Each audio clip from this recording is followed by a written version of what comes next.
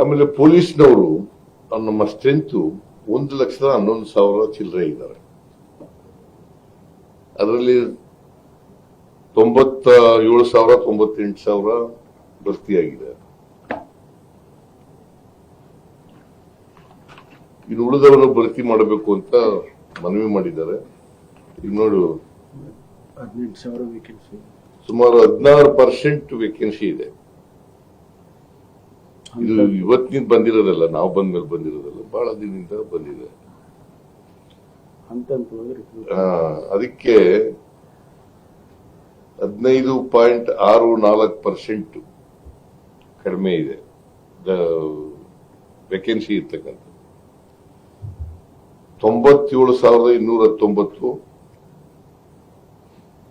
ಒಟ್ಟು ಸ್ಟ್ರೆಂತ್ ಇರ್ತಕ್ಕಂಥದ್ದು 11,15,242.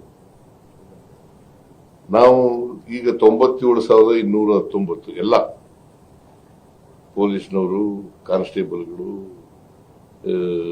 ನಾನ್ ಪೊಲೀಸ್ನವರು ಎಲ್ಲ ಸೇರಿ, ತಾಂತ್ರಿಕ ವರ್ಗದವರು ಎಲ್ಲ ಸೇರಿ, ಲಿಪಿಕ ಹುದ್ದೆಯವರು, ತಾಂತ್ರಿಕ ಹುದ್ದೆಯವರು ಅವರೆಲ್ಲ ಸೇರಿಕೊಂಡು ಇಷ್ಟಿದೆ. ನಾನು ಈಗ ಇನ್ನೊಂದೇನು ಹೇಳಿದ್ರು ಅಂತಂದ್ರೆ, ನಾವು ರಿಕ್ರೂಟ್ಮೆಂಟ್ ನಿಲ್ಲಿಸ್ಬಿಟ್ಟಿದ್ದೀವಿ. ನಾನು ಹೇಳಿದೆ ರಿಕ್ರೂಟ್ಮೆಂಟ್ ಇನ್ನೊಂದು 2-3 ತಿಂಗಳಲ್ಲಿ ಮುಗೀತದಪ್ಪ, ಒಳ ಮೀಸಲಾತಿ ಬಗ್ಗೆ ರಿಕ್ರೂಟ್ಮೆಂಟ್ ನಿಲ್ಲಿಸ್ಬಿಟ್ಟಿದ್ದೀವಿ. ಅದಾದ್ಮೇಲೆ ಕೂಡ್ಲಿ ಮಾಡಕ್ಕೆ ಅವಕಾಶ ಕೊಡ್ತೀವಿ ಅಂತ ಹೇಳಿದ್ದೀವಿ. ಈಗ ಸುಮಾರು 4,000 ಚಿಲ್ಲರೆ ಎಲ್ಲ ಪೊಲೀಸ್ನವ್ರು ಮಾಡಕ್ಕೆ 2 ವರ್ಷ 4,411 ಜನಕ್ಕೆ ಪರ್ಮಿಷನ್ ಕೊಟ್ಟಿದ್ದೀವಿ ತುಂಬಿಕೊಳ್ಳಲಿಕ್ಕೆ. 4,411 ಜನ ತುಂಬಿಕೊಳ್ಳಲಿಕ್ಕೆ ಅವರಿಗೆ ಅವಕಾಶ ಮಾಡಿಕೊಟ್ಟಿದ್ದೀವಿ. ಸರ್ಕಾರ ಅನುಮತಿ ಕೊಟ್ಟಿದೆ.